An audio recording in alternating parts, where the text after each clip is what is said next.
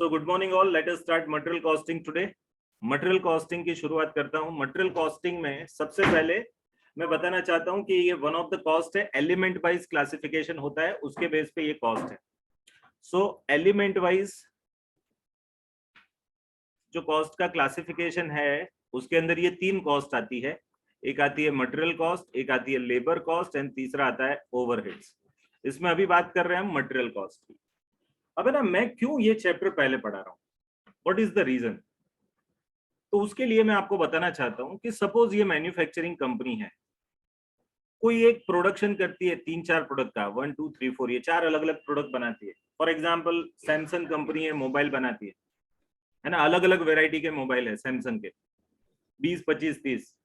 अब उसमें सपोज कोई एक वेराइटी पकड़ लो आप, कि सपोज ये पहले टाइप का मोबाइल है। अब सपोज ये रहा मोबाइल, बराबर, ये सैमसंग कंपनी का मोबाइल।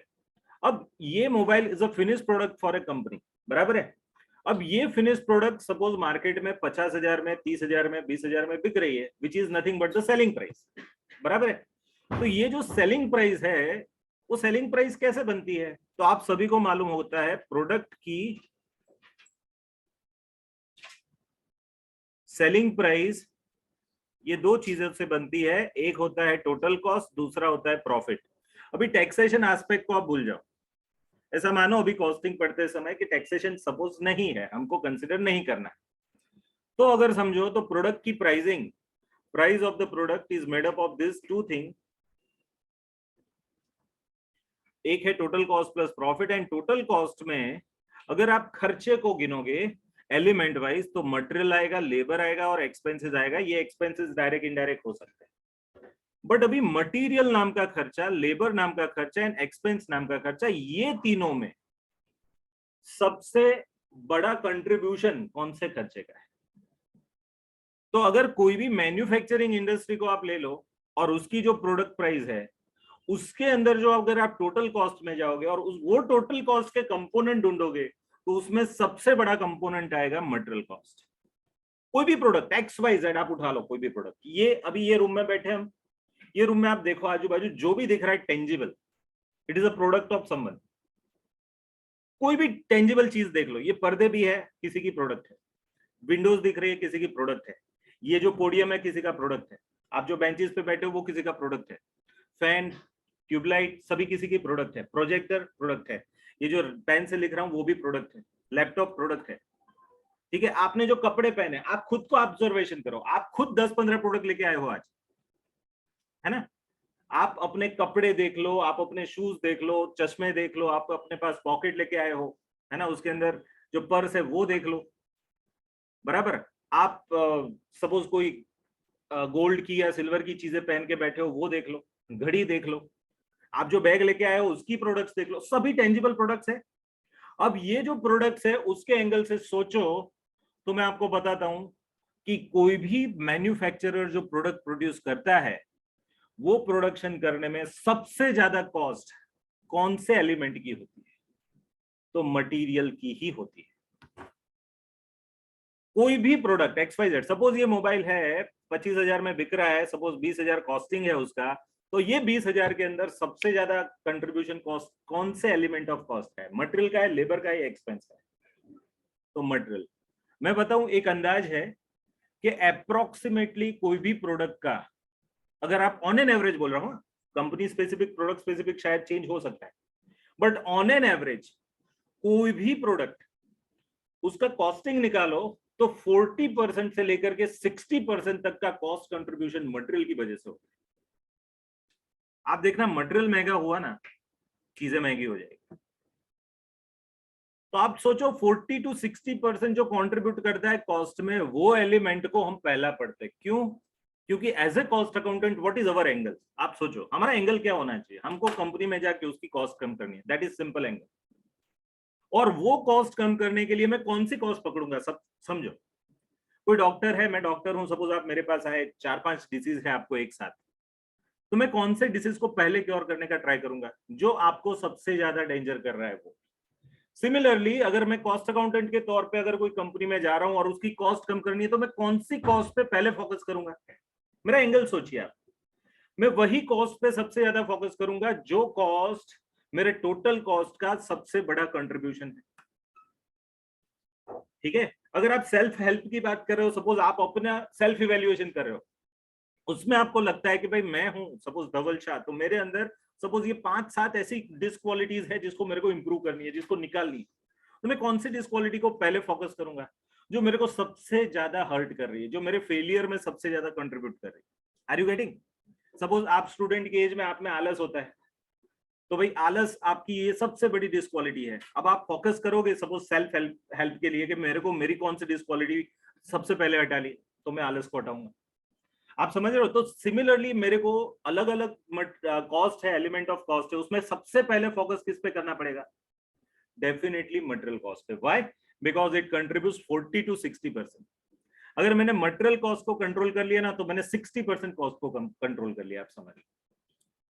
सो अब ये मटेरियल कॉस्ट को हम कंट्रीब्यूट कैसे कम करेंगे? तो उसके लिए हमको है ना कुछ कंट्रोलिंग टेक्निक्स सीखनी पड़ेगी। सबसे पहले तो मटेरियल की डेफिनेशन समझनी पड़ेगी कि मटेरियल बोलते किसको है ना। मटेरियल को डिफाइन करना पड़ेगा। कल हमने जैसे कॉस्ट को डिफाइन किया, ऐसा आज हमको मटेरियल को भी डिफाइन करना पड़ेगा। अब है ना, हम लोग कैसे फोकस करेंगे मालूम है? मेन कंसेप्ट आ जाए, और आपको जो ज्यादा बड़े बड़े लेवल पे पूछा जाता है उस पे मैं पहला मेरा ज्यादा टाइम दूं, है ना। हमारा क्या है, फोकस कहाँ ज्यादा रहना चाहिए? जहां से हमको ज्यादा बेनिफिट मिले वहां मेरा फोकस ज्यादा रहना चाहिए। तो ये चैप्टर में मैं जाऊंगा डिटेल में, ऐसा कोई इश्यू नहीं है, बट मैं उतने ही वर्ड्स पे ज्यादा फोकस करूंगा जिससे आपको कंसेप्चुअल लर्निंग हो जाए। तो मटेरियल कॉस्ट में अगर मैं डिफाइन करना चाहूं तो सीआईएमए की डेफिनेशन अलग है, हमारा सीएमए इंस्टीट्यूट अलग बोल रहा है। सभी को छोड़ दो, सभी का क्रक्स ले लो। क्रक्स लोगे तो मटेरियल में दो चीजें आती है। मटेरियल का खर्च किसको बोलते हैं मालूम? जिसमें दो फीचर्स हो, वो मटेरियल कॉस्ट है। एक तो वो टेंजिबल होना चाहिए एंड दूसरा मूवेबल होना चाहिए, वो है मटेरियल। सो एनी टेंजिबल और movable item which is used to manufacture product और to provide a service and which can be easily calculated, उसको हम क्या बोलेंगे? Material cost. अब मैं एक उदाहरण देता हूं। अब मैं मोबाइल का ही उदाहरण से चालू किया, तो मोबाइल के उदाहरण में आप देखो मोबाइल में कौन कौन सी मटेरियल कॉस्ट आती है, सोचो। तो उसका जो कवर है वो, उसके अंदर जो कैमरा यूज होता है वो, उसके अंदर जो बैटरी यूज होती है, बहुत सारी चीजें, उसके अंदर प्रोसेसर यूज होता है, वो छोटे छोटे स्क्रू नट बोल्ट सब कुछ होगा इसके अंदर। इसके अंदर भी ऐसा होगा, बराबर। तो ये जितना भी है सब मटेरियल कॉस्ट है, बराबर। टेंजिबल है जिसको टच कर सकते हैं, एंड दूसरा जो मूवेबल है, एक जगह से दूसरी जगह में हटा सकता हूं। अगर मैं ब्रिक्स मीन्स ईंट, है ना, ईंट को बोलूं ना तो ईंट मटेरियल है, बट ईंट में से बन गई दीवार। अब वो दीवार को मैं मटेरियल कॉस्ट बोलूंगा? नहीं, क्योंकि मूवेबल नहीं है। मैं दीवार उठा के ले जा सकता हूं कहीं? नहीं, बराबर। तो ये दो टेस्ट आपको क्लियर करना है। मटेरियल कॉस्ट डिफाइन करना है तो ये दो ही चीज, सबसे पहले नंबर 1 टेंजिबल एंड नंबर 2 क्या? मूवेबल। तो जो टेंजिबल है एंड वो मूवेबल है वो है मटेरियल। एंड सबसे इंपॉर्टेंट चीज कि उसका यूज आपके फिनिश प्रोडक्ट बनाने में होना चाहिए, बराबर है। सर ये टेंजिबिलिटी यूज करते समय होनी चाहिए या बनने के बाद होनी चाहिए? ये भी एक क्वेश्चन है। कुछ मटेरियल ऐसे होते हैं जो टेंजिबल जब प्रोडक्शन शुरू होता है तभी भी वो दिखते हैं और प्रोडक्शन हो जाने के बाद भी दिखते हैं, बट कुछ मटेरियल ऐसे होंगे जो प्रोडक्शन कर रहे हैं उस टाइम दिखेंगे, प्रोडक्शन हो जाने के बाद नहीं दिखेंगे। अब मैं एक उदाहरण देता हूं। सपोज कोई मशीन से आप प्रोडक्शन करते हो, बराबर। तो मशीन के अंदर सपोज आप फ्यूल के तौर पे पेट्रोल या डीजल यूज करते हो, बराबर। अब आप बनाते क्या हो? Finish product. सपोज मैं बिस्किट बनाता हूं, और बिस्किट बनाने के लिए मेरे को मशीन चाहिए, और मशीन मेरा पेट्रोल से चलता है। तो बिस्किट के जो बेसिक इंग्रेडिएंट्स है, जो फ्लोर है ना, शुगर है, दूसरे इंग्रेडिएंट्स है, कलर है, वो सब तो मटेरियल कॉस्ट है ही। बट जो मशीन चलाने के लिए मैं पेट्रोल यूज करता हूं वो भी मटेरियल कॉस्ट है, क्योंकि वो प्रोडक्शन में यूज होता है।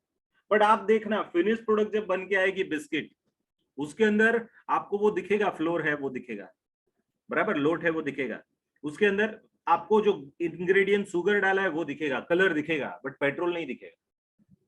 क्यों? पेट्रोल कंज्यूम हो गया, बनाते बनाते यूज हो गया। सो जरूरी नहीं है कि आपका फिनिश गुड्स बन जाए तब वो मटेरियल दिखे उसके अंदर। बनते बनते यूज भी हो जा सकता है और ना दिखे ऐसा भी हो, बराबर। सो टेंजिबिलिटी कब चेक करनी है? टेंजिबिलिटी चेक करनी है जब आप उसका यूज शुरू करो। Are you getting? जब बन जाए तब उसका टेंजिबिलिटी नहीं देखना है। बाकी तो बोलेंगे यार कहाँ है पेट्रोल, कहाँ दिख रहा है, देखो तो बिस्किट में दिख रहा है, नहीं तो फिर कैसे मटेरियल कॉस्ट? बट यूज तो हुआ ना, उसके बिना बना नहीं बना, तो मटेरियल कॉस्ट इसको बोलेंगे। Are you getting everyone? Tangibility कब देखनी है?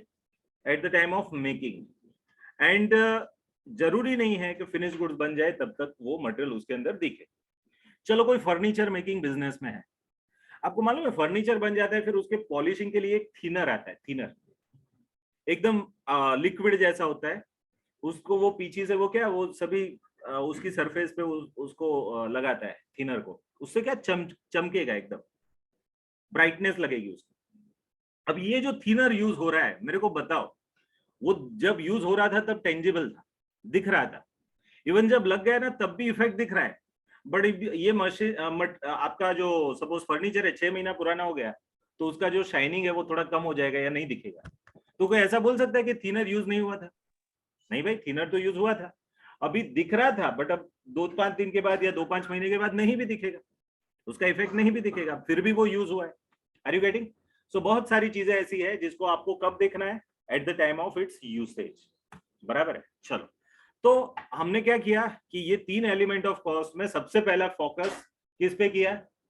तो ऐसी चीज पे किया, ऐसी कॉस्ट एलिमेंट पे किया कि जो सबसे ज्यादा कॉस्ट कंट्रीब्यूट करती है, बराबर है।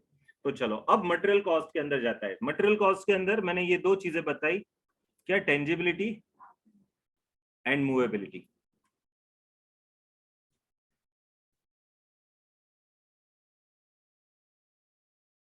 क्या है भाई? दूसरा है मूवेबल।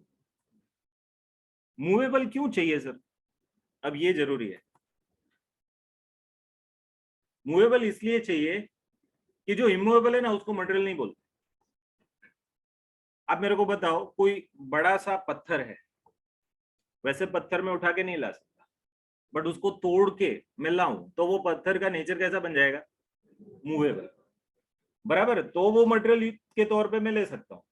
बट कुछ चीजें ऐसी है जो मूवेबल ही नहीं है, तो उसको मैं, टेंजिबल है, टच कर सकता हूँ, बट वो उठा के नहीं ला सकता, तो उसको मैं मटेरियल नहीं मानूंगा। Are you getting?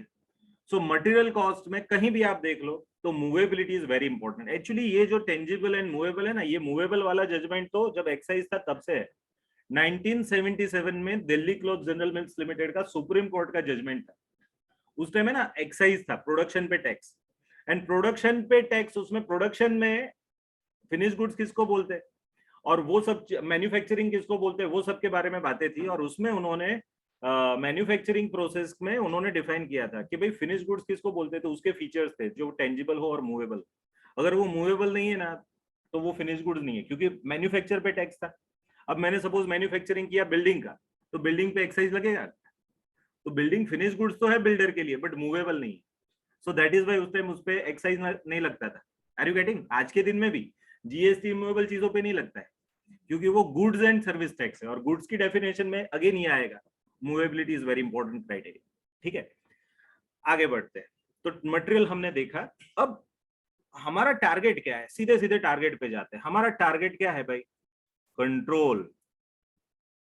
वो वेलकम मूवी में है ना, वो Nana Patekar control control control लगा रहा था, वो कंट्रोल की बात नहीं है।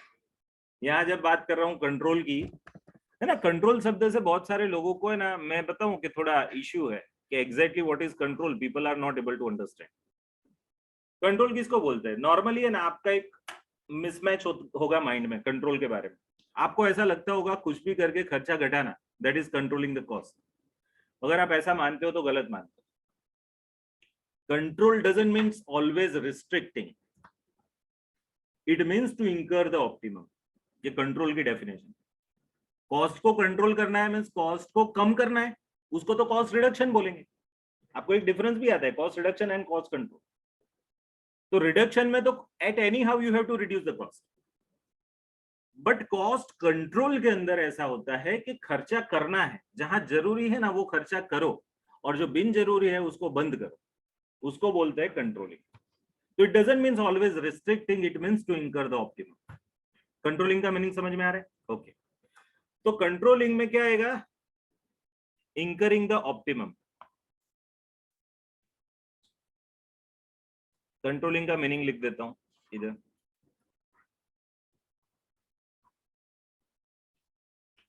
आज मौसम बेईमान है, लिखने नहीं देता है प्रॉपरली। चल भाई चल,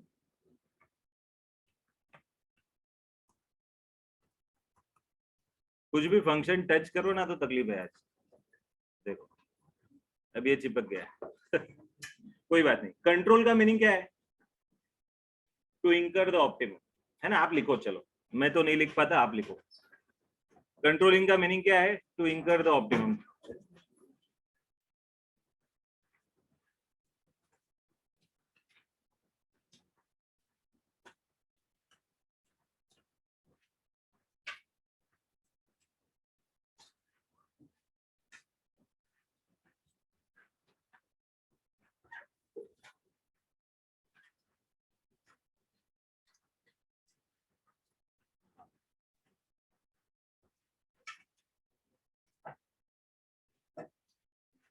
Control means to incur the optimum cost.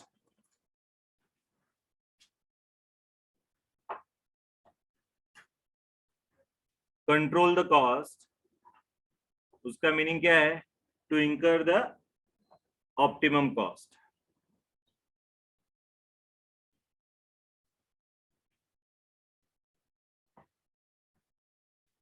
चलो, तो सीधा हमारा नेक्स्ट फोकस आएगा कि what is the controlling techniques.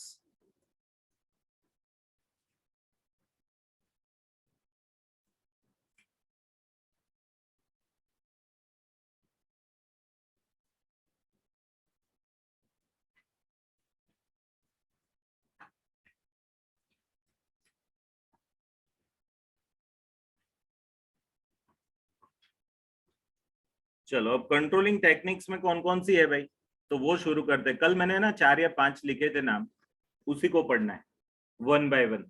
एक मैंने बताया था इकोनॉमिक ऑर्डर क्वांटिटी, दूसरा मैंने बताया था इन्वेंटरी टर्नओवर रेशियो, तीसरा मैंने बताया था स्टोर्स लेजर, चौथा मैंने बताया था लेवल्स ऑफ इन्वेंटरी, एंड पांचवा मैंने बताया था अदर्स मिसलेनियस। तो उसमें सबसे पहले हम कंट्रोलिंग टेक्निक में सबसे पहली टेक्निक शुरू करते हैं जिसका नाम क्या है? Economic order quantity. So first controlling technique का मैं शुरुआत करता हूं, EOQ, जिसको हम बोलेंगे इकोनॉमिक ऑर्डर क्वांटिटी।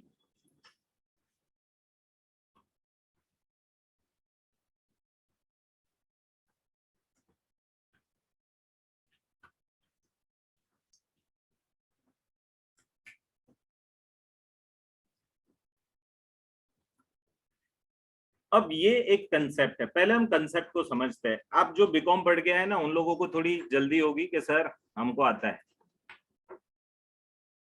आपको ऐसा मालूम है कि सर ऐसी फॉर्मूला है, देखो 2AO/C ऐसा फॉर्मूला है, और आपको मैं पूछूंगा तो आप मीनिंग भी बता दोगे कि सर ए का मीनिंग ये है, ओ का मीनिंग ये है, और सी का मीनिंग ये है।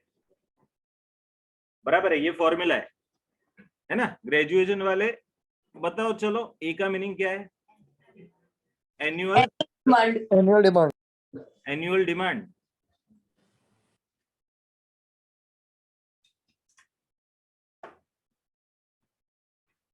ये बता रहे हो ना? गलत जवाब। सर हम तो यही पढ़े हैं। मैं आपको सही बताता हूं, सही ये है,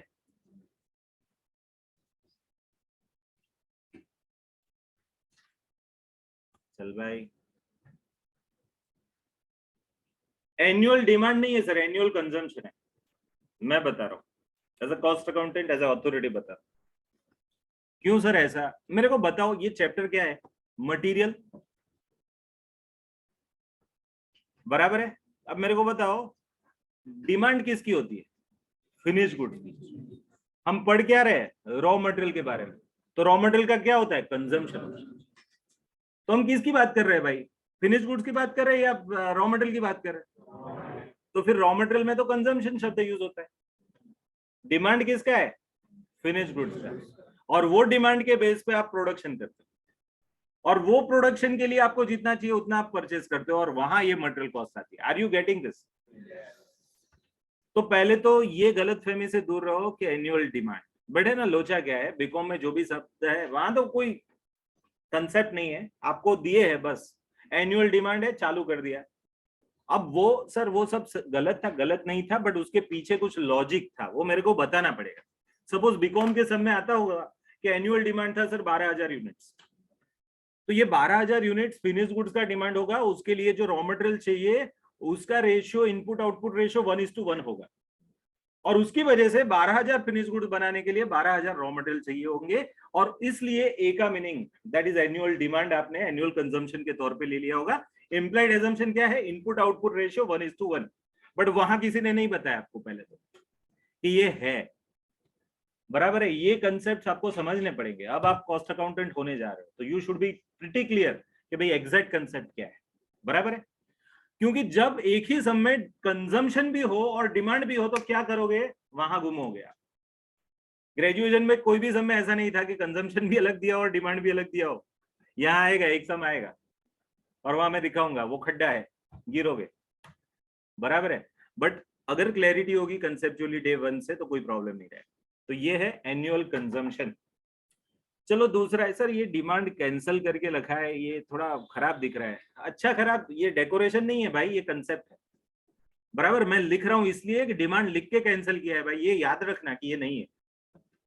बाकी मैं सीधा कंजम्पशन लिखा दूं तो भूल जाओगे आगे जाके। आप लिखो डिमांड फिर कैंसिल करो, बाजू में ऑब्लिक करके कंजम्पशन लिखो, तो आपको मालूम पड़ेगा कि सही क्या है। Are you getting? कुछ लोग तो नहीं सर एनुअल कंजम्पशन ही लिख देते हैं, वो सही मीनिंग है ना, बट ये लिखो। आप जब रिवाइज करोगे तो आइडिया आएगा कि ये याद रखना है, ये याद नहीं रखना। डन है? आगे बढ़ू? चलो ओ शब्द का मीनिंग बीकॉम वाले बताओ। Ordering cost per order. अरे वाह, परफेक्ट दोस्त। ऑर्डरिंग कॉस्ट पर ऑर्डर, गजब है, मस्त है। बट मेरा एक सवाल है आपको, सर ये ordering cost per order decide कैसे होती है? समझाऊंगा, मैं बताऊंगा, पहले आपको मालूम है तो बताओ, है ना। मैं सिर्फ अभी ग्रेजुएशन वालों को थोड़ा टेस्टिंग कर रहा हूँ, बाकी कुछ है नहीं। मेरे फाउंडेशन वालों धीरज रखो, है ना, शांति से। आप पहली बार पढ़ रहे हो, आपको डिटेल में अभी पढ़ाने वाला हूँ, बट ये जरा आपको मेरे को डेमोन्स्ट्रेट करना है कि कौन कौन सी नॉन क्लैरिटी होती है। अगर आप पहली बार ऐसे ही रॉ फॉर्म में पढ़ गए और डिटेलिंग नहीं है तो क्या तकलीफ होगी वो मैं बताता हूँ। तो ऑर्डरिंग कॉस्ट फॉर ऑर्डर कैसे ढूंढते हैं, किसी को आइडिया है? अच्छा, क्या क्या बोला आपने? A/Q, ऐसी फॉर्मूला है ऑर्डरिंग कॉस्ट की? मैं बताऊं ये गलत है। A/Q are number of orders, it is not ordering cost. Foundation वाले संयम बनाए रखो, अभी आप है ना गोल गोल घूमोगे। A/Q, सर ये Q कहां से आया, है ना। मैं समझाता हूँ, टेंशन मत करो। बट बेटा आपने जो बोला अभी, इसमें मेरे को सिर्फ एक चीज ऐड करनी है, multiplied by OCPO, ordering cost per order. अगर ये A/Q को मैं इससे मल्टीप्लाइड कर दूं ना तो मेरा टोटल ऑर्डरिंग कॉस्ट आता है। बट मेरा प्रश्न ये है कि ये कैसे आएगा? O का मीनिंग क्या है? Ordering cost per order. तो A/Q means number of orders. अब अभी ये क्या है कंसेप्ट समझाता हूँ, शांति रखो। बट ऐसा समझ लो कि पूरे साल में आपने 50 ऑर्डर दिए और एक बार ऑर्डर देने का 1,000 रुपया खर्चा होता है, तो 50 into 1,000, 50,000 that is ordering cost, बराबर है। जस्ट एक इलस्ट्रेशन से आप समझो। तो मेरा क्वेश्चन ये है कि A/Q करने से आपको नंबर ऑफ ऑर्डर्स मिल जाते हैं। अब ये कैसे आता है लॉजिक समझाता हूँ लेकर, बराबर। बट मेरा प्रश्न ये नहीं है कि ये कैसे आता है, मेरा प्रश्न ये है कि भाई ये ऑर्डरिंग कॉस्ट पर ऑर्डर जो 1,000 रुपया डिसाइड किया क्वेश्चन में आपको दिया, वो कैसे उन्होंने ढूंढा होगा? कभी सोचा है? कोई भी कंपनी जब ऐसा डिसाइड करके देती है कि ये मेरा एक ऑर्डर करने का ऑर्डरिंग कॉस्ट इतना है, वो कैसे करती होगी? ये हमने नहीं सोचा है, किसी ने समझाया भी नहीं, बराबर। हम समझेंगे अभी, ठीक है। चलो समझाता हूँ, अभी जाता हूँ डिटेल में, बट अभी जरा क्लैरिटी कर देता हूँ ये शब्दों की। सी का मीनिंग क्या है बीकॉम वालों, बताओ क्या है? कैरिंग कॉस्ट, इतना ही है? यस, पर यूनिट, पर एनम।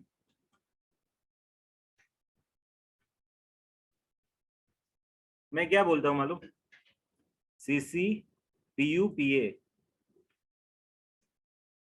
सीसी पुप्पा, carrying cost per unit per annum. अभी आप सिर्फ इतना लिखो, लिखना हो तो, लिख रहे हो तो मैं समझाता हूँ वन बाय वन सभी चीजें। Carrying cost per unit per annum, उसके बारे में कोई कमेंट बताओ ग्रेजुएशन वाले बच्चों, क्या है ये? Carrying cost per unit per annum क्या होता है सर, बताओ। कुछ आइडिया हो तो बताओ, नो आइडिया तो मैं तो हूं ही, समझाता हूं अभी। ओके, बोलोगे कोई? सर कैरी करने का खर्चा मीन्स के 250 रुपया केसर आती है वो कैरी। सर शायद से उसमें स्टोरेज का एक्सपेंस इंक्लूड होता है। हाँ सही बात है, बेटा सही बोल रहा है तू। स्टोरेज का खर्चा, रॉ मटेरियल लाते हो तो उसको स्टोर करना पड़ेगा ना कहीं, तो वो स्टोर करने के लिए जो खर्चा, वो स्टोर करना उसी को बोलते कैरी करना। रॉ मटेरियल लाया मैंने, कैरी किया, कब तक? जब तक प्रोडक्शन के लिए यूज नहीं कर दिया तब तक। तो सपोज 1 तारीख को रॉ मटेरियल लाता हूँ, 7वीं तारीख को यूज करता हूँ, तो 1 से 7 तारीख के बीच में मैं उसको संभालता हूँ। एक स्टोर्स डिपार्टमेंट बनाया कंपनी में, वहां संभालता हूँ। तो वहां उसको स्टोर करने का जो खर्चा है उसको हम क्या बोलेंगे? Carrying cost. अब कैरिंग कॉस्ट में भी क्या क्या आता है वो हम समझेंगे, बट ये वन ऑफ द इलस्ट्रेशन के कैरिंग कॉस्ट में स्टोरेज कॉस्ट आती है, वो बात सही है, उसमें कुछ गलत नहीं है। ठीक है, आगे जाता हूं। तो ये बच्चों फॉर्मूला है, फाउंडेशन वालों सुनो, ये इकोनॉमिक ऑर्डर क्वांटिटी नाम का कंसेप्ट है और उसकी ये फॉर्मूला है और ये उसके कंपोनेंट है। अब मैं कंसेप्ट के अंदर जाता हूं कि why it is called as a controlling technique.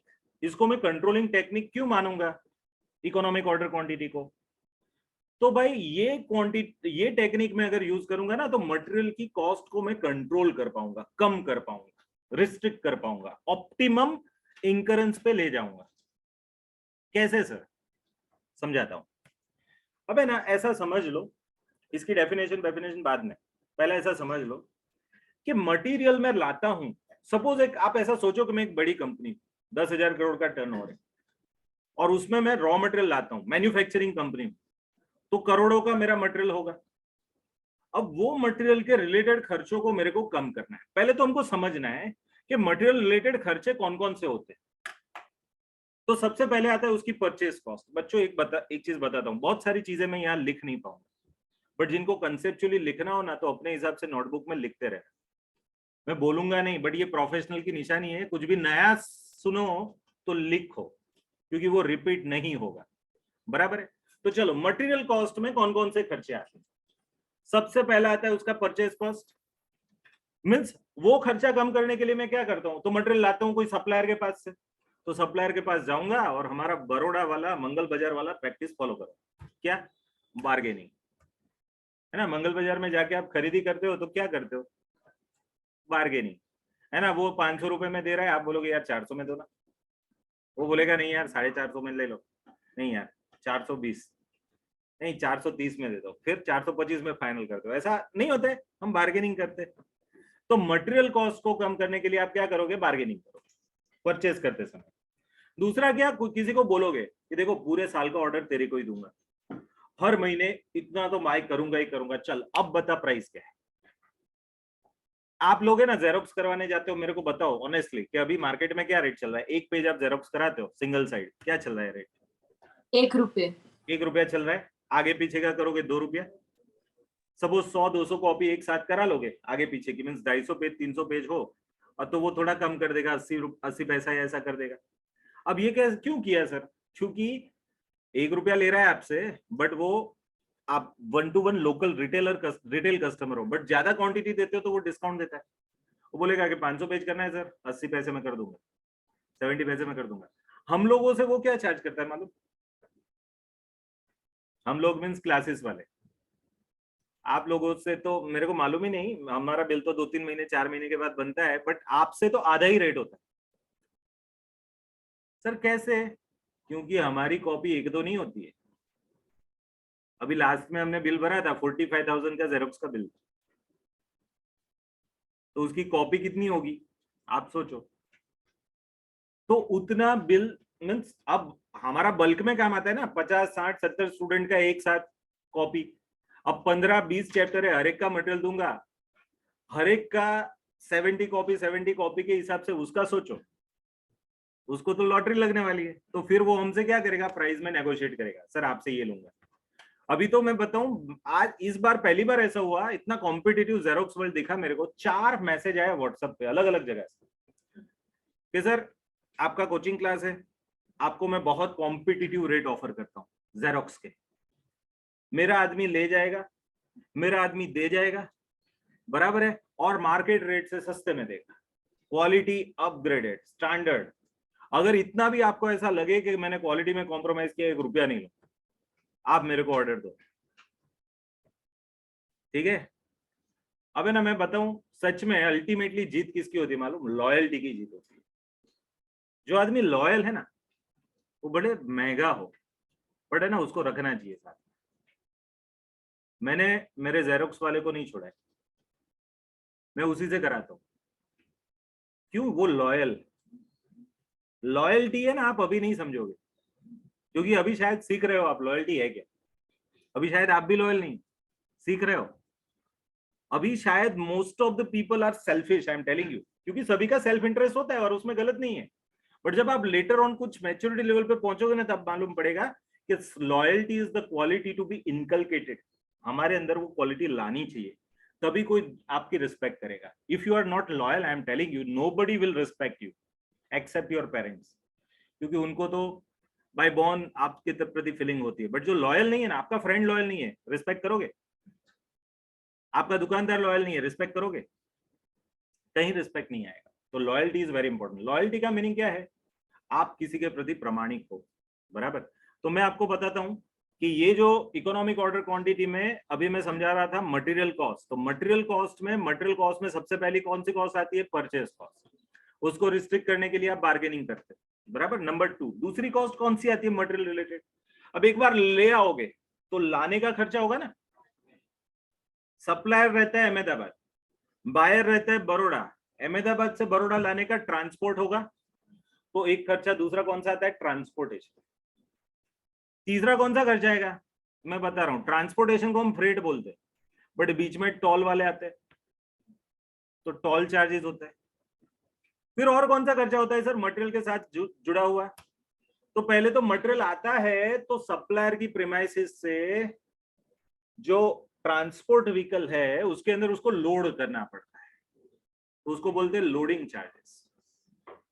फिर यहां आ जाता है बड़ौदा, तो बड़ौदा में उसको अनलोड करना पड़ता है, तो वो चार्जेस को क्या बोलते हैं? Unloading charges. तो loading charges, unloading charges, transport charges जिसको हम फ्रेट बोलते हैं। फिर कौन सा? वो बीच में टोल। फिर कुछ मटेरियल ऐसा होता है जो वजन पे आप बाय करते हो, तो उसका वजन करवाना पड़ता है। सर वो नहीं अपने वहां किलो बंदी, ऐसा नहीं, कभी कभी ट्रक का वजन करना पड़ता है। खाली ट्रक जाएगी 3000 किलो की, फिर भरी हुई ट्रक जाएगी 5000 किलो की, तो अब जो मटेरियल डाला गया उसका वजन है 2000 किलो। ऐसा होता है सर? आपने ऐसा देखा है कि नहीं देखा है? बट मेरे को मालूम है, as a son of farmer I am telling you, हम लोग जब केले बेचते हैं ना, तो उसका ऐसा कैलकुलेशन होता है। हमारे खेत में जब अभी तो क्या, अभी सिस्टम चेंज हो गई है, बाकी पहले जो 10-12 साल पहले ऐसी सिस्टम थी। हमारे खेत में टेम्पो आए ना, उससे पहले ये बागोड़िया जीआईडीसी के अंदर वो जाए, उधर पूरी खाली ट्रक का वजन कराए, वो वजन कांटे वाला पूरी ट्रक का वजन करके दे देगा कि इतना है। फिर मेरे खेत में आएगा, फिर लूम हम भरेंगे केले की उसके अंदर, फिर वो वापस से जाएगा उधर, वापस से वजन किया जाएगा। अब भरी हुई ट्रक का वजन, भरी हुई ट्रक का वजन 5000 किलो, खाली ट्रक का वजन 3000 किलो, तो डिफरेंस जो है वो 2000 किलो मेरे केले का वजन। एंड फिर उसका वो वजन को फिर हम मण में कन्वर्ट करते थे, 20 से डिवाइड करके मण आ जाता है, और फिर वो मण को पर मण जो प्राइस है उससे मल्टीप्लाई करते थे। ऐसे करके हमारे केले का बिल बनता है। But what I want to tell is कि वो जो वजन कराने जाते हो ना, तो वो वजन करने वाला भी चार्जेस लेता है, खाली ट्रक का वजन करने का चार्ज, भरी हुई ट्रक का वजन करने, तो उसको वेटमेंट चार्ज बोलते हैं। क्या बोलते हैं? हमारा देसी प्रोनाउंसिएशन वेटमेंट है, बाकी वेमेंट चार्जेस ऐसा बोलते हैं, है ना। तो आप जो समझ लो, WEIGHT वेट, आगे MENT लगा तो वेटमेंट चार्जेस, है ना। तो वो वजन करने का खर्चा, है ना, तो वो भी है। फिर कभी कभी मटेरियल लाते समय उसका प्री डिलीवरी इंस्पेक्शन चार्जेस होता है हमारे रिक्वेस्ट पे। हम अहमदाबाद वाले को बोलते हैं भाई तू पहले ना मटेरियल को वहां ही इंस्पेक्ट करा, देख बराबर है कि नहीं, फिर यहाँ लेके आऊं। अब अहमदाबाद तो नजदीक का उदाहरण है, आप दूर का दे लो, चलो दिल्ली से मंगवा रहा हूँ, अब दिल्ली से इधर मटेरियल आ गया ट्रक में, फिर मालूम पड़ा बोला ये तो मैंने जो मंगवाया था वो था ही नहीं, या फिर जो मंगवाया था उसमें क्वालिटी डिफर है।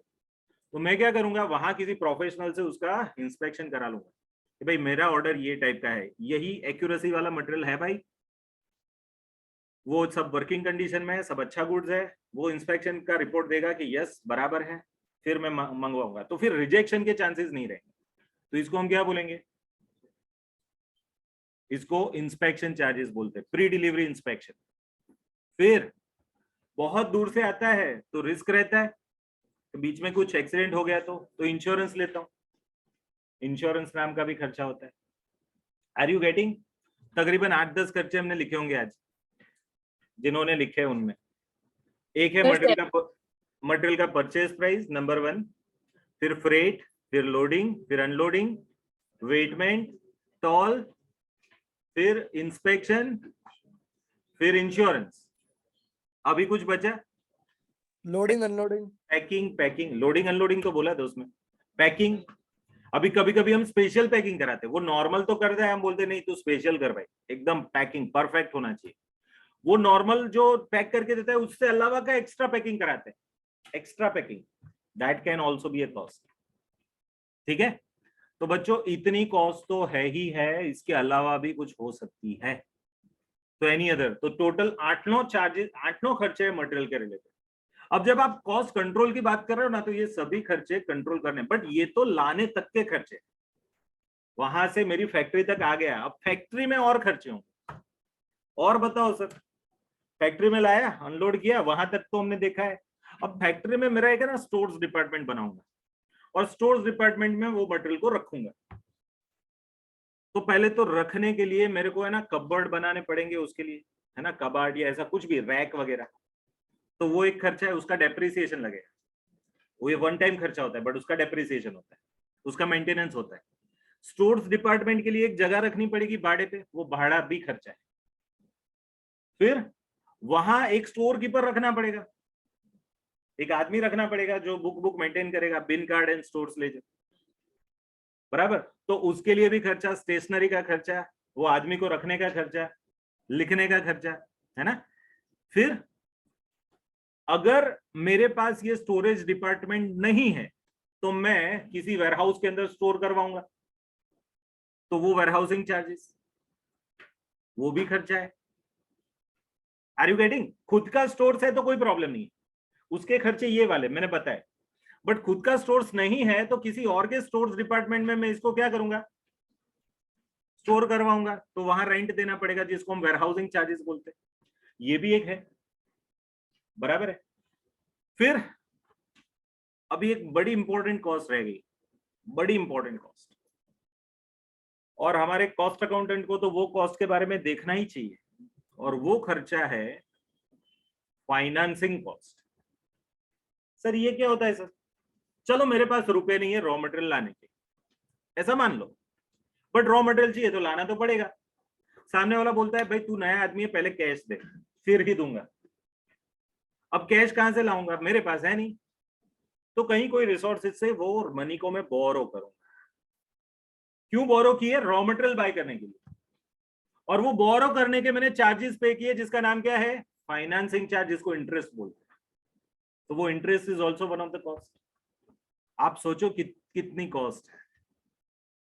तो ये सभी मटेरियल के रिलेटेड कॉस्ट है, जिसको हमको क्या करना है, कंट्रोल करना है। Are you getting? अब और खर्चे, अभी खत्म नहीं हुआ, अभी खत्म नहीं हुआ, अभी और बताता हूँ।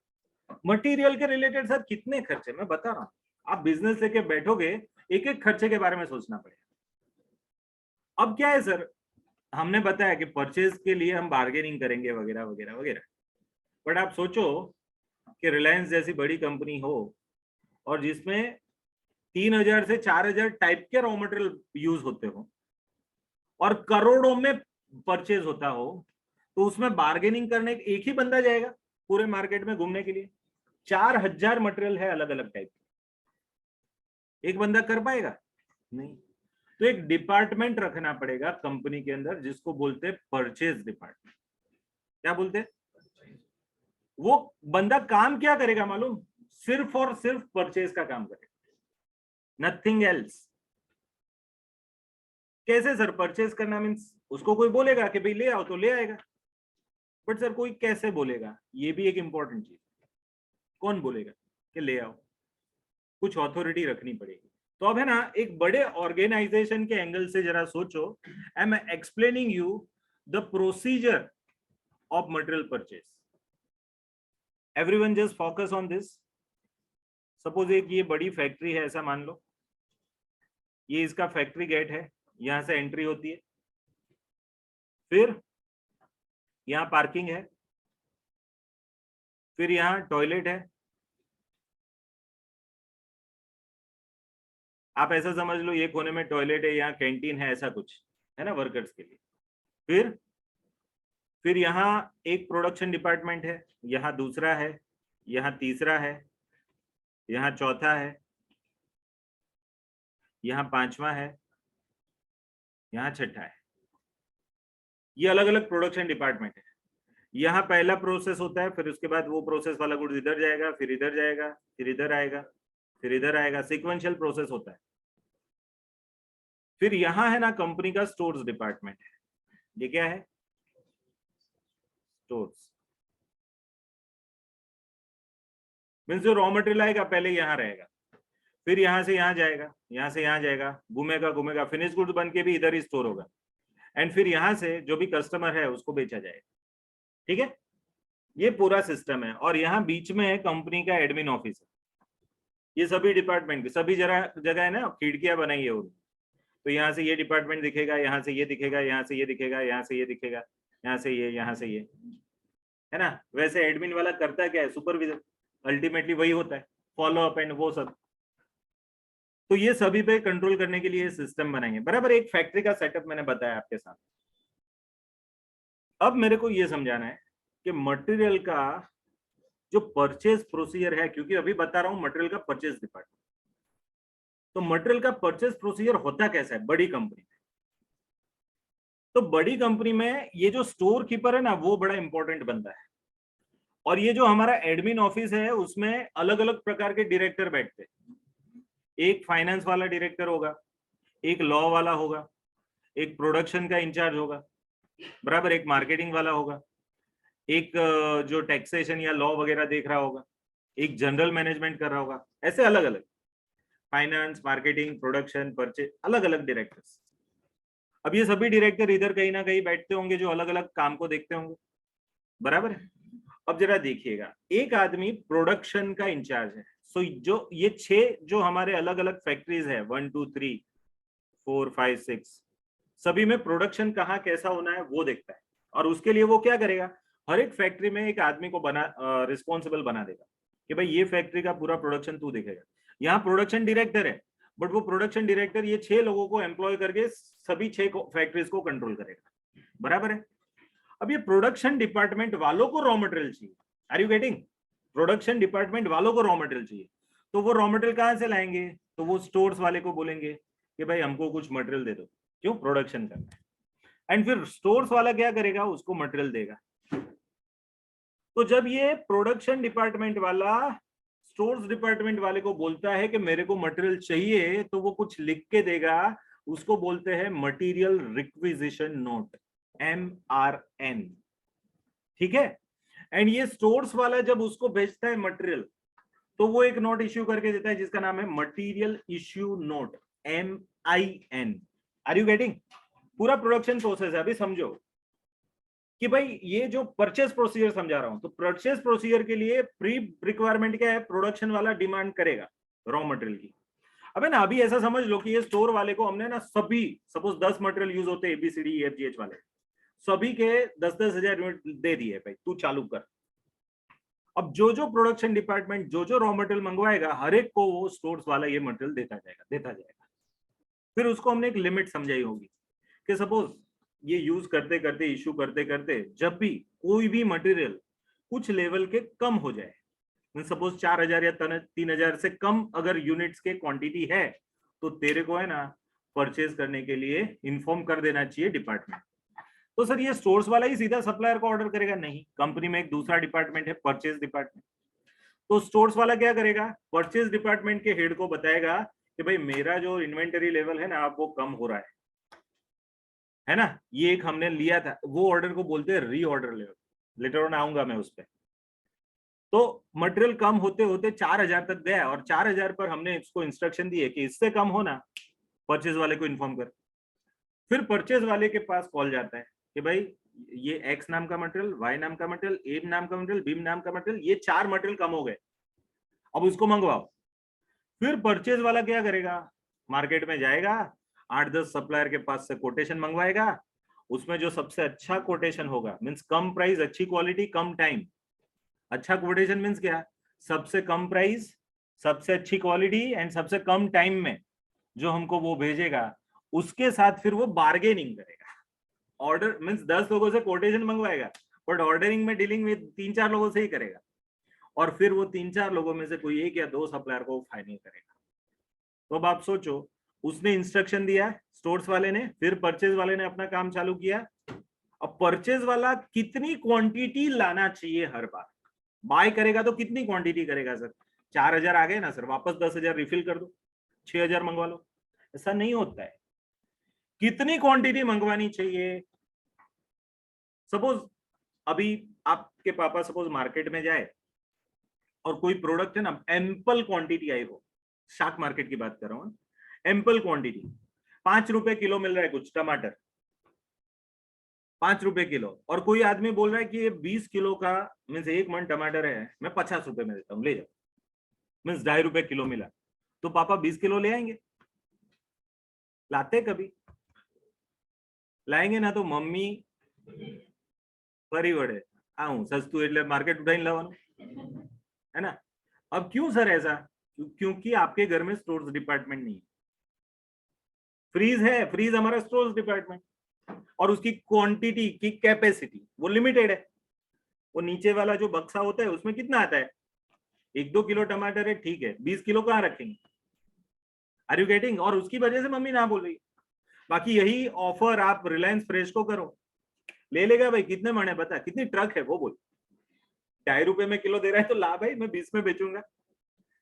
वहां प्रॉब्लम नहीं है क्वांटिटी का, हमारे घर में प्रॉब्लम। रीजन क्या है, हमारी स्टोरेज कैपेसिटीज लिमिटेड है, और हमारी परचेज रिक्वायरमेंट उतनी फ्रीक्वेंट नहीं है जितनी उन लोगों की, ठीक है। तो कितनी क्वांटिटी बाय करनी चाहिए, अभी हम जो टॉपिक पढ़ रहे हैं ना, इकोनॉमिक ऑर्डर क्वांटिटी, उसका मीनिंग ये है कि जब मैटर जाएगी घूमती घूमती घूमती स्टोर्स वाले के पास से परचेज वाले के पास, तो परचेज वाला क्वांटिटी ऑर्डर करेगा, बट कितनी करेगा। अब सर 20 किलो करे या 1 किलो करे, घर के हिसाब से, रिक्वायरमेंट के हिसाब से सब सेट होता है, उसी को बोलते हैं इकोनॉमिक ऑर्डर क्वांटिटी। इकोनॉमिक का मीनिंग क्या है, आर्थिक रूप से बहुत ज्यादा खर्चा ना करवाए, ऐसी order quantity. Are you getting what is EOQ. Economic order quantity में, इकोनॉमिक, पहले तो ऑर्डर क्वांटिटी समझ लो कि मैं परचेज ऑर्डर करता हूं तो मैं इतना क्वांटिटी ऑर्डर करूंगा, बट वो मेरा ऑर्डर क्वांटिटी कैसा होना चाहिए, इकोनॉमिक।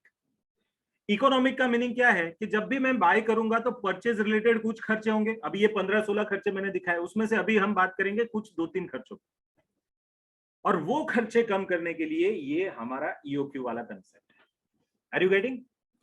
तो इकोनॉमिक ऑर्डर क्वांटिटी का बैकग्राउंड समझ लो। अब डायरेक्टली मैं ईओक्यू की फॉर्मूला लेके चालू कर दूं, 4 सम करा दूं, क्या मीनिंग है उसका, जब तक आपको कंसेप्ट ही नहीं मालूम, क्यों करना। Are you getting everyone. पहले तो समझ रहे हो कि परचेज मैनेजर के एंगल से आप समझो कि मैं कितनी क्वांटिटी बाय करूंगा। अब वो सपोज 50,000 किलो लेके आया रॉ मटेरियल एक्स, बट इधर रखने की जगह ही 10,000 किलो की, दूसरे मटेरियल नहीं रखने। अब 50,000 किलो एक्स लेके आऊंगा तो बाकी के मटेरियल का क्या है ना, और लाऊंगा तो स्टोर नहीं करना पड़ेगा। आप देखना आपके पापा बहुत ज्यादा सब्जी ले आए ना तो कभी कभी बिगड़ जाती है, फेंकना पड़ता है, और मम्मी वापस से दिखाती है, देखो आप थैंक यू, ढगला नहीं करी देवाना। मीन्स व्हाट, लाओगे तो फिर स्टोर करना पड़ेगा, स्टोरेज का खर्चा होगा, एक्सेस क्वांटिटी आएगी तो स्टोरेज का खर्चा ज्यादा होगा, है ना। इसलिए कुछ घरों में तो आजकल है ना कबाट वाले फ्रीज आ गए, है ना, हमारी देसी भाषा में कबाट वाले फ्रीज मीन्स इतना बड़ा, ऊपर से नीचे, कैपेसिटी बोलो रखो जितना रखना है, बहुत गर्मी लग रही है तो बैठ जाओ अंदर थोड़ी बार, है ना, उस साइज के फ्रीज आ रहे हैं।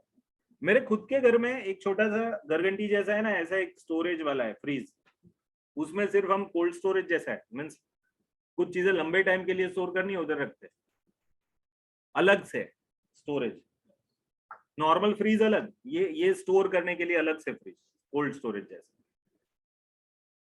अब इसके अंदर क्या रहता है सर, कुछ चीजें रहती है मेरे घर में है ना, ये टाइम, ये सीजन में अभी जो गई समर सीजन में कैरी के कट के रख देते हैं अंदर, फिर 2-3 महीने के बाद रस बनेगा, हाँ बनता है, अच्छा टेस्ट होता है, हाँ अच्छा होता है, उतना रेगुलर जितना एकदम फ्रेश नहीं लगेगा, बट आप 3-4 महीने के बाद रस देखोगे तो अच्छा ही लगेगा ना। तो स्टोरेज के लिए रखते हैं वो लोग, बहुत सारी चीजें रखते हैं, वैसे तो बादाम भी रखते हैं उसके अंदर, बहुत सारे ड्राई फ्रूट्स रखते हैं, but what I want to tell is कि स्टोरेज का खर्चा होगा। अब ये ऐसा डिवाइस लगाया तो उसका लाइट बिल होगा ना, उसका रिपेयर मेंटेनेंस होगा, परचेज होगा, डेप्रिसिएशन होगा, बहुत सारे खर्चे होंगे। तो इकोनॉमिक ऑर्डर क्वांटिटी का मीनिंग क्या, ऐसी क्वांटिटी ऑर्डर करो जिससे कुछ खर्चे मिनिमम हो।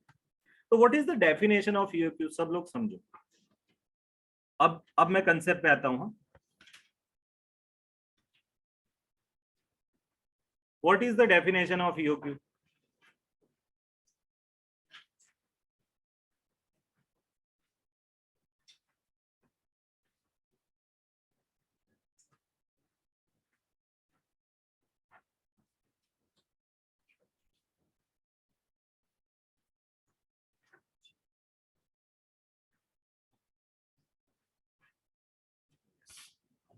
ये रहा डेफिनेशन ऑफ ईओक्यू।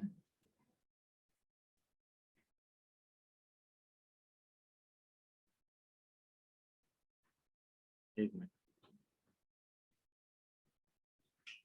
ये रहा, क्या है?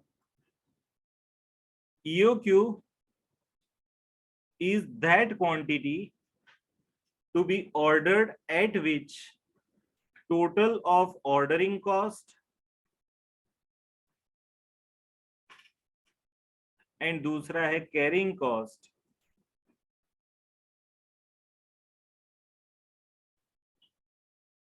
are same. Sir same minimum नहीं, सेम, एंड आगे लिख दो, यहाँ आगे एक लिख दो, थोड़ी चीज रहेगी, एंड मिनिमम। क्या है यार,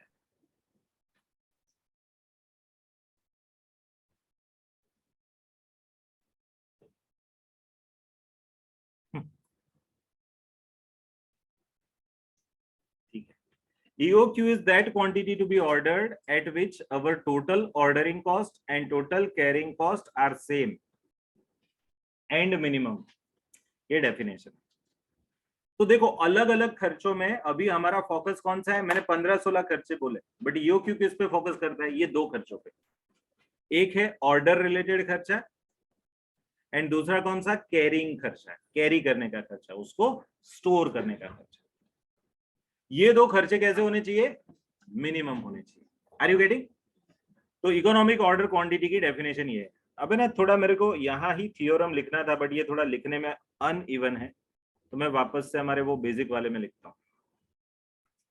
मींस ये थियोरम समझाना पड़ेगा। अभी मैं समझा रहा हूँ कि उसकी फॉर्मूला बनती कैसे। आपने तो अंडर रूट ऑफ 2AOQ/C लिख दिया, बट सर आया कैसे वो, उसका जन्म स्थान, वो नहीं हनुमान दादा भूल जाते थे शुरू शुरू में कि भाई मैं क्या हूँ कैसा हूँ, जब वो समंदर कूदना था ना तब भूल गए थे, तो जाम्बुवन ने उनको याद कराया कि आप ऐसे हो, आप पहले ऐसे थे, तो ऐसा अभी मेरे को याद कराना पड़ेगा ये फॉर्मूला बनी कैसे, है ना। और आपका रोल क्या है, आप हनुमान हो ना, आपको याद कर लेना, हाँ ऐसा है। तो देखो क्या थ्योरम है, EOQ is that quantity eight which your ordering cost and carrying cost, वो भी कैसी, total ordering cost and total carrying cost, ये कैसी होनी चाहिए, same. Same means equal, and दूसरा क्या, मिनिमम भी होनी चाहिए, बराबर है। चलो अब हमको ये समझना पड़ेगा पहले कि ये ऑर्डरिंग कॉस्ट क्या है एंड कैरिंग कॉस्ट क्या है, हमको ये समझना पड़ेगा। तो अब मैं उसके डिस्कशन में जाता हूं कि भाई ऑर्डरिंग कॉस्ट किसको बोलते हैं, बराबर। अब मैं सीधी सीधी फॉर्मूला लगा दूं, तो ऐसी कुछ फॉर्मूला है कि A divided by Q multiplied by ordering cost per order, ये टोटल ऑर्डरिंग कॉस्ट की फॉर्मूला है। अब मैं समझाता हूं कि कैसे बनी ये फॉर्मूला, ये वाली फॉर्मूला। एंड एक दूसरी फॉर्मूला है कैरिंग कॉस्ट की, ये ऐसी फॉर्मूला है Q divided by 2 multiplied by carrying cost per unit per annum. अब मैं ये भी समझाता हूं कि ये फॉर्मूला कैसे बनी, ठीक है, ओके। बट मैं ये फॉर्मूला के अंदर में जाऊं ना, उससे पहले मैं जरा थोड़ा एक मैजिक दिखा देना चाहता हूं। मैजिक किसका, ओरिजिनल फॉर्मूला का। देखो अब ये जो A है डिवाइडेड बाय Q है मल्टीप्लाइड बाय ये ऑर्डरिंग कॉस्ट पर ऑर्डर को मैं O बोल दूं, क्या बोल दूं, O। एंड यहां Q डिवाइडेड बाय 2 है, वो तो एज इट इज रखूं,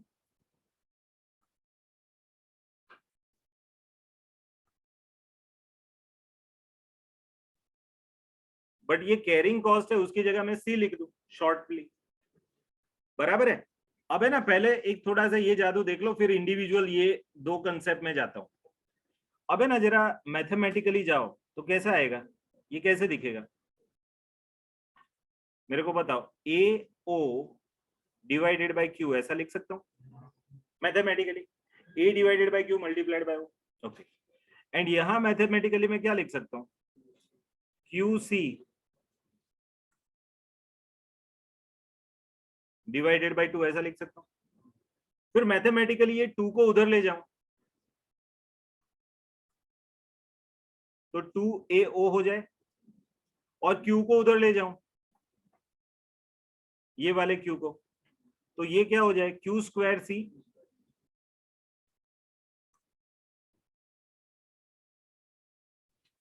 ऐसा हो जाए। अब चलो ये तो हो गया, अब ये ना ये C को मैं इधर ले आता हूं, तो क्या हो जाएगा 2AO अपॉन C, और इधर क्या हो जाएगा Q स्क्वायर। अब मैं दो, ये स्क्वायर निकालना है तो मैं क्या करना पड़ेगा, दोनों तरफ उसका अंडर रूट करना पड़ेगा तो स्क्वायर निकल जाएगा। तो ये फॉर्मूला कैसे बनेगी, under root of 2AO divided by C is equal to Q, यही तो फॉर्मूला है। यही Q को तो हम क्या बोलते हैं, economic order quantity. Are you getting. तो पहले तो ये कैसे बना formula, under root of 2AOC कैसे है वो समझाए। अभी मेरे को ये दो बड़े इंपॉर्टेंट कंपोनेंट समझाने हैं कि ऑर्डरिंग कॉस्ट क्या है, कैरिंग कॉस्ट क्या है। बट पहले मैंने जो पुराना सस्पेंस चालू किया था उसको तो कंप्लीट करूं कि भाई ये फॉर्मूला कैसे आई तो ऐसे आई, बट उसके कंपोनेंट अब कैसे आए वो समझते हैं, बराबर। इतना समझ में आया, मैथमेटिकल डिराइवेशन है, दूसरा कुछ नहीं। बट सर ये फॉर्मूला बनी कैसे, ये वाली कैसे बनी वो समझाता हूं, है ना। चलो स्टार्ट नाउ दैट, ओके। अब देखो सबसे पहले, हाँ बोलो, नहीं दिख रहा है,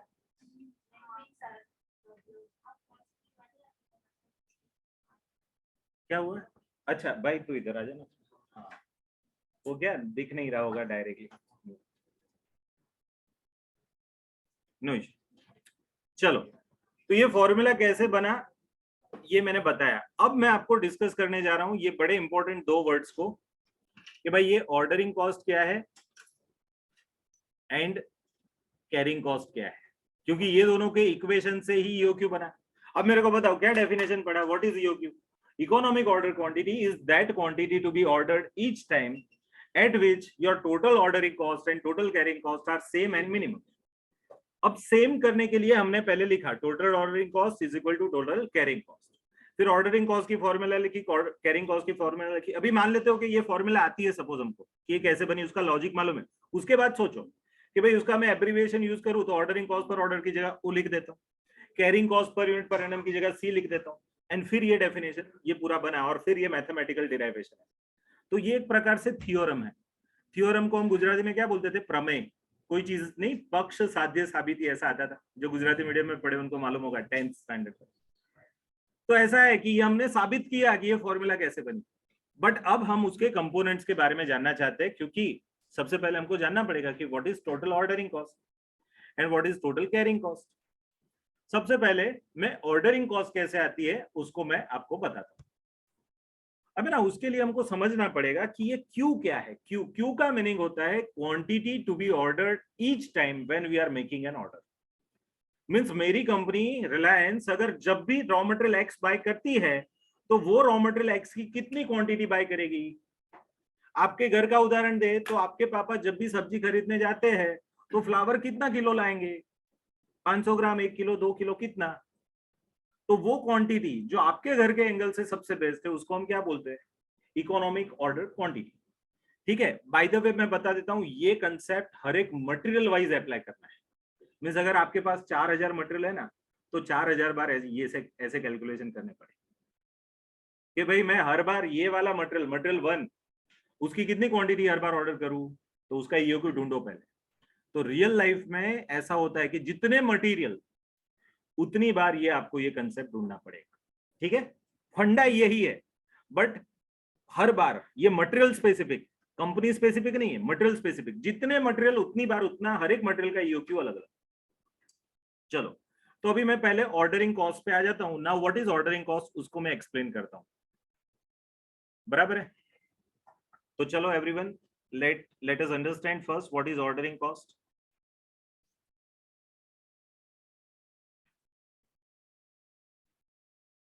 ऑर्डरिंग कॉस्ट का मीनिंग क्या होता है कि जब भी आप ऑर्डर करते हो रॉ मटेरियल को, तो वो ऑर्डर करते समय जो खर्चा होता है उसको ऑर्डरिंग कॉस्ट, या वो ऑर्डर करने का जो खर्चा होता है उसको हम ऑर्डरिंग कॉस्ट बोलेंगे। अब उसकी फॉर्मूला हमने क्या लिखी है? तो उसकी फॉर्मूला कुछ ऐसी है, A divided by Q multiplied by O, that is ordering cost per order, OCPO। अब हमको ये समझना है कि ये फॉर्मूला बनी कैसे, क्यों बनी। तो अब उसके लिए हमको समझना पड़ेगा कि हमको एनुअल रॉ मटेरियल कितने चाहिए, हम पूरे साल में कंजम्पशन कितना करें, हमको ये देखना है। तो सपोज मैं एक उदाहरण देता हूं जिससे आइडिया है कि सपोज ये फिनिश गुड्स ए है,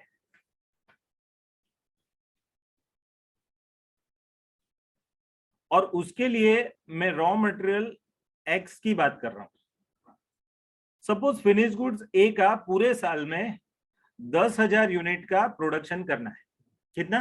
10,000 प्रोडक्शन। हाँ, प्रोडक्शन, सेल नहीं, प्रोडक्शन। 10,000 यूनिट का प्रोडक्शन करना है, और raw material X and finish goods A के बीच में इनपुट आउटपुट रेशियो कितना है?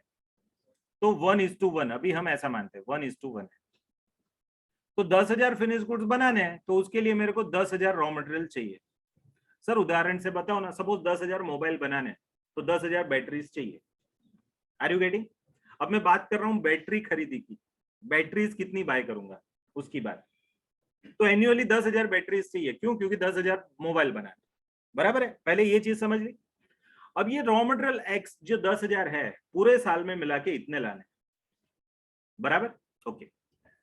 अब मैं कितने लाऊंगा? पूरे साल का परचेस है ये, तो 10,000। A is what? Annual consumption. But consumption करने के लिए परचेस करना पड़ेगा, तो भाई मैं हर बार कितनी क्वांटिटी परचेस करूंगा, ये मेरे को सोचना है। अब सपोज मैं हर बार 1,000 यूनिट बाय कर दूं हर बार, तो मेरे कितने ऑर्डर्स होंगे पूरे साल में? 10 ऑर्डर्स। हर बार में 1,000 यूनिट लाऊं तो 10,000 लाने, 10,000 डिवाइडेड बाय 1000 करूंगा तो मेरे को 10 ऑर्डर्स करने पड़ेंगे, ऐसा मालूम पड़ेगा। Are you getting? एनुअली 10,000 चाहिए, इस बार ऑर्डर किया 1000 का, मेरी पॉलिसी बना दी कि हर बार 1000 यूनिट का ऑर्डर करो, तो पूरे साल के 10 ऑर्डर, तो यही तो A डिवाइडेड बाय Q है। What is A? 10,000। What is Q? Quantity order at each time when you are making an order. तो A डिवाइडेड बाय Q का मीनिंग क्या होगा कि number of orders per annum.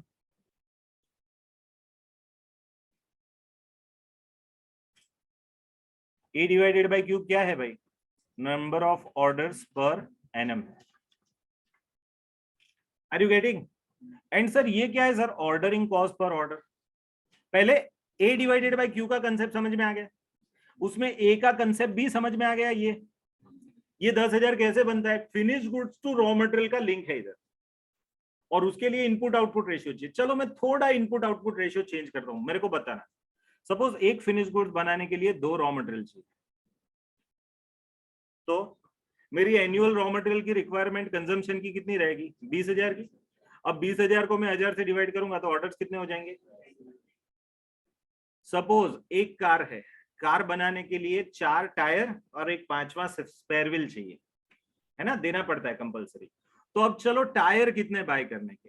पूरे साल में 10,000 car बनाने की, और टायर कितने हैं? 5, तो 1:5 इनपुट आउटपुट रेशियो। अगर 1:5 इनपुट आउटपुट रेशियो, तो मेरे को पूरे साल में कितने टायर का कंजम्पशन करना पड़ेगा? 50,000। और 50,000 में हर बार मैं 1000 लाता हूं, तो मेरे कितने ऑर्डर आएंगे? 50। Are you getting everyone? Link समझ रहे हो कहां से क्या फ्लोट हो रहा है?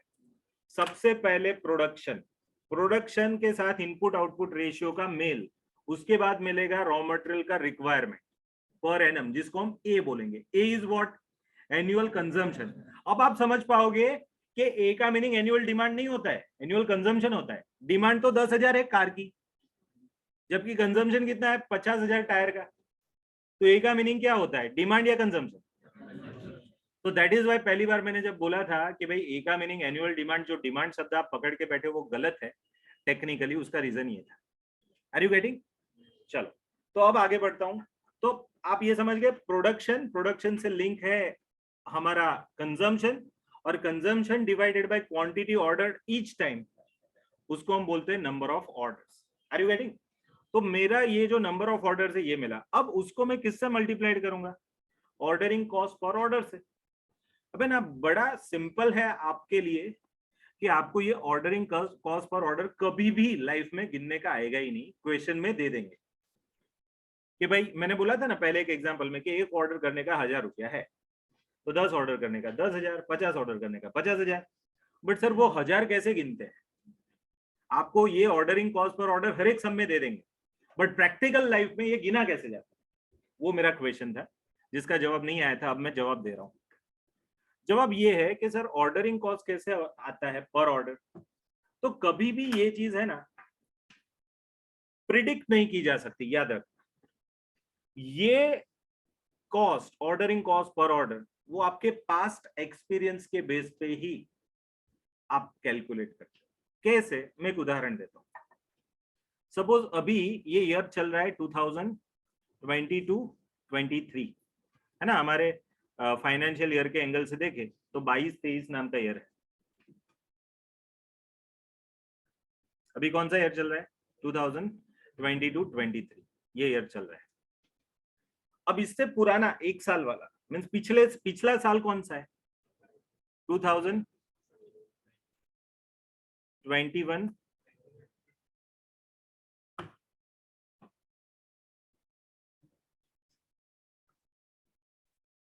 21-22, ये पुराना साल है।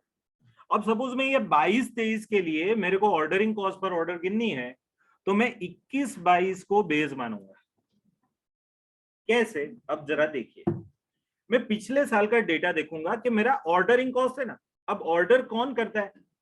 मेरी कंपनी में ऑर्डरिंग का काम किसका है? Purchase department. तो मेरा जो परचेज डिपार्टमेंट है ना, उसका कितना खर्चा हुआ वो मैं ढूंढूंगा। Again financial accounting is fail to answer this question कि what is my total cost of purchase department. आप कभी भी ट्रेडिंग अकाउंट, पीएनएल अकाउंट से ढूंढ पाओगे कि ये मेरा परचेज डिपार्टमेंट है, उसका खर्चा कितना? तो वाई कॉस्ट अकाउंटिंग, है ना। फाउंडेशन में मैं ये डिफरेंस समझाने में 2 दिन लगाता हूं कि भाई why financial accounting and cost accounting में cost accounting is better, why there is a need of cost accounting as a separate branch of accounting, because financial accounting is fail to answer certain questions which are very much important to the management को decision making में बहुत सारे questions है, और वो question का answer देने के लिए आपके जो फाइनेंशियल अकाउंटिंग है ना, it is not sufficient, I am telling you. तो चलो यहाँ ये कंसेप्ट में मेरे को ऑर्डरिंग डिपार्टमेंट ऑर्डरिंग कॉस्ट ढूंढनी है, उसके लिए ऑर्डर डिपार्टमेंट ऑर्डरिंग कौन करता है, तो परचेज डिपार्टमेंट। तो मैं परचेज डिपार्टमेंट का खर्चा कितना है ढूंढूंगा। तो मैं क्या करूंगा, कॉस्टिंग से मेरे को है ना एक कंसेप्ट आता है रिस्पॉन्सिबिलिटी सेंटर का, और उसमें परचेज की रिस्पॉन्सिबिलिटी मैंने परचेज डिपार्टमेंट को दी, तो वो रिस्पॉन्सिबिलिटी सेंटर का अलग से खर्चा निकाल सकते हैं। तो मैं क्या करूंगा, परचेज डिपार्टमेंट का खर्चा निकालूंगा। कैसे, तो परचेज डिपार्टमेंट में कितने एम्प्लॉई है, वो उसका पगार, परचेज डिपार्टमेंट की ऑफिस का रेंट, अगर खुद का है तो डेप्रिसिएशन, उसके अंदर जो फर्नीचर वगैरह है उसका डेप्रिसिएशन, बराबर, उसके अंदर जो स्टेशनरी वगैरह यूज होती है उसका खर्चा, उसमें जो लाइट बिल यूज होता है उसका खर्चा, उसके अंदर जो टेलीफोन बिल यूज होता है उसका खर्चा, उसमें जो इंटरनेट यूज होता है उसका खर्चा। क्या है भाई, हट जा, निकल।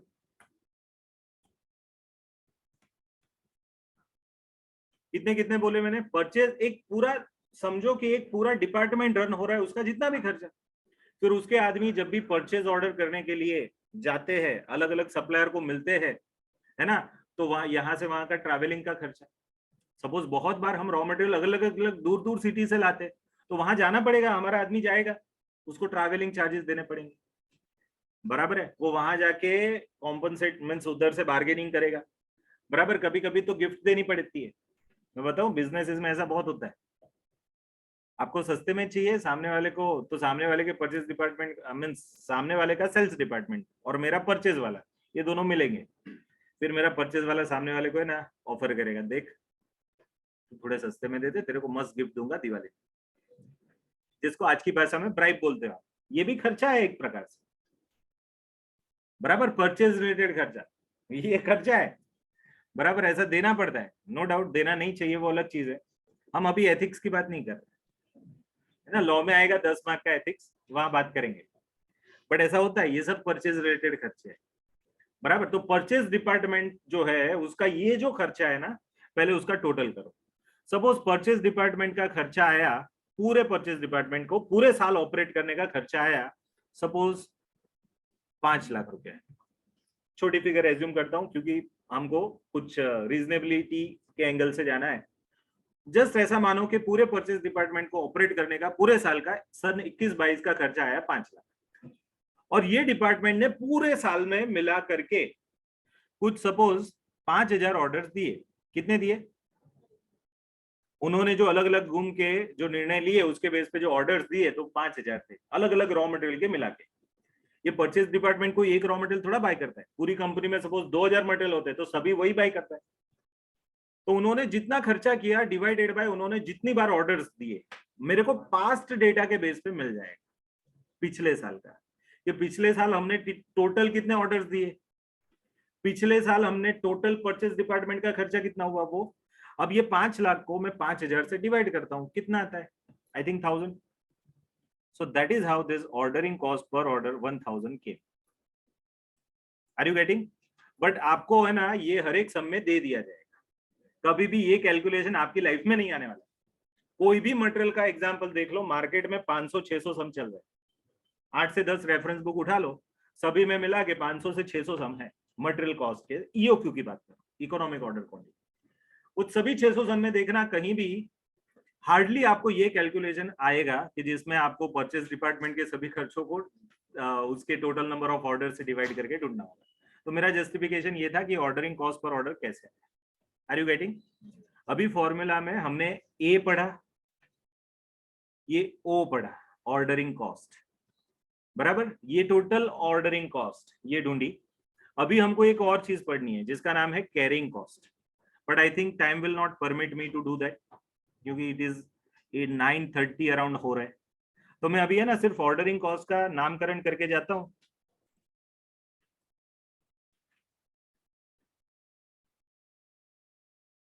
और ऑर्डरिंग कॉस्ट की फॉर्मूला लिख के जाता हूं।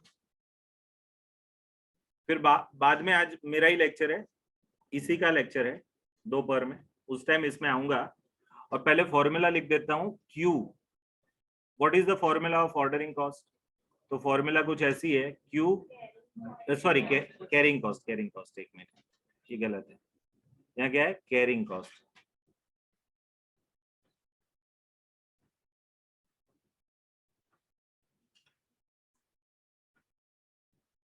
कैरिंग कॉस्ट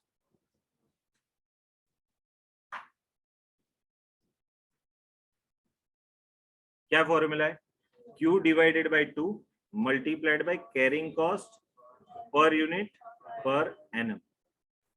अब है ना, ये Q डिवाइडेड बाई 2 उसका बड़ा इंपॉर्टेंट लॉजिक है।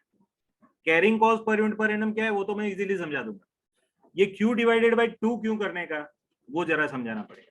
तो वो हम नेक्स्ट सेशन में करेंगे, और फिर आज के दिन में तकरीबन 8 से 10 एग्जाम्पल हम सॉल्व करेंगे इसी के बराबर। तो यहाँ हमारा आज का अभी पहला सेशन मैं एंड करता हूँ।